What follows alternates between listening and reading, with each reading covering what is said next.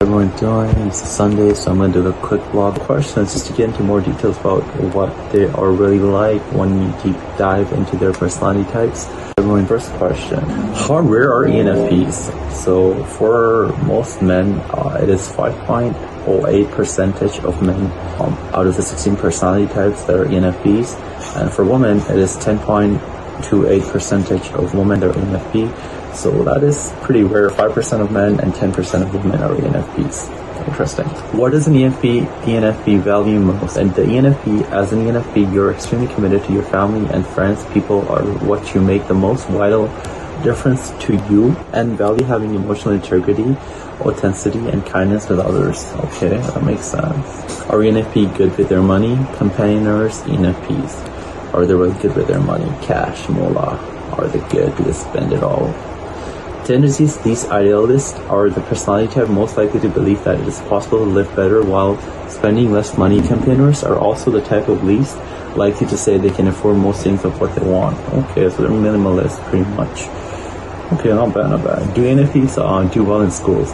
ENFP students are usually eager to learn and eager to help others. This can have so much advantage in the classroom because they can be used as a resource to help other students, both academically and socially. Okay, not bad. What is the weakest function of ENFP?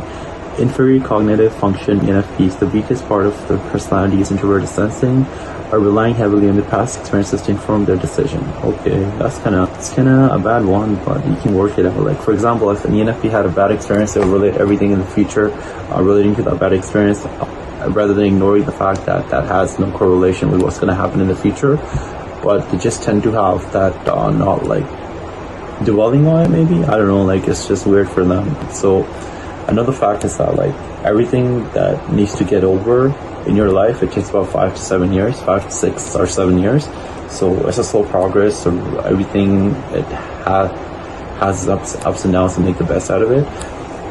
What helps a lot is just reading about the principle of acting. I know this is kind of like a side topic, but once you read about the principle of acting, it talks about character building and what's your emotional intelligence at, like how do you perform at different events, how do you not care about like if there's an audience around you and you're acting on the stage. These are some principles I kind of learned by going to the library and just randomly picking this book. But you can learn more about it if you go into the principle of acting. I'm sure you can find a lot of books on acting at the local library. So ENFPs that have gone through a negative experience and are correlating that to their future positive outcomes, perhaps a potential positive outcome, which is uncorrelated to their negative perspective of something, their negative previous experience. So they could look and learn from principle of acting and building their character traits on the platform of Earth or their own worldly life as a stage. So that really helped me somewhat so far. I need to apply more of it, but I'm just putting that out there. If you're one of those ENFP that went through a past negative experience, you want to correlate to a future outcome with a positive correlation and being unreactive to what happened in the past, then read about the principle of acting. That would help you a lot. Cheers. And the last one: 5 ways to annoy an ENFP. Accuse them of flirting because they're generally just interested in people and like to meet them. Belittle their ideas. Say they can't do this, they'll prove you wrong. Just give them some time. ENFPs are big-time dreamers living in a world of possibilities, ideas, and alternatives. Always accept them to be the entertainer. They don't need to try. People just attract to them. Micromanage them and lose them. Why are ENFPs so special? One extra one I'll do. Why are ENFPs so special? ENFPs are expressive and often have intense emotional responses to happenings and to the people in their lives. While emotional experience is of great importance to them, ENFP like others to be excited as they are by new ideas and involvements, and they naturally focus on communalities and relationships. Don't let me the argument that, hey, you don't like this, why not? Because I like that, so you should like that too. They can disagree and build common grounds and live their life.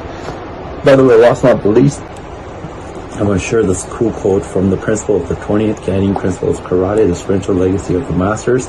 So, Funakoshi, the father of karate, once said that the ultimate aim of karate lies not in the victory nor defeat, but in the perfection of the character of its participants. Not in winning or in defeat, but in the character perfection of its participants.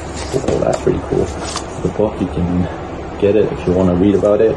Some spiritual legacy of the masters from the past, and 20 guiding principles Karo, which is kind of cool. So I'm gonna end this vlog right now and edit this right now and post it up, so make sure you